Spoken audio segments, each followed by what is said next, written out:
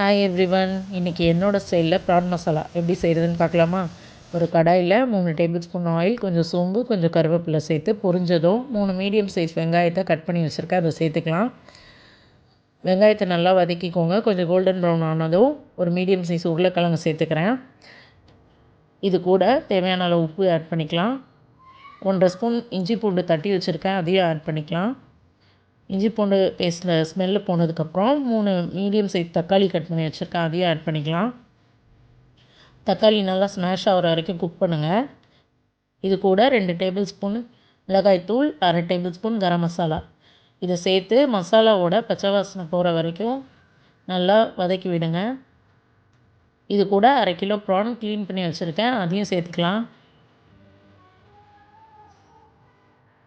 இப்போ ப்ரானை க்ளோஸ் பண்ணி 5 to 10 minutes நல்லா குக் பண்ணுங்கள்.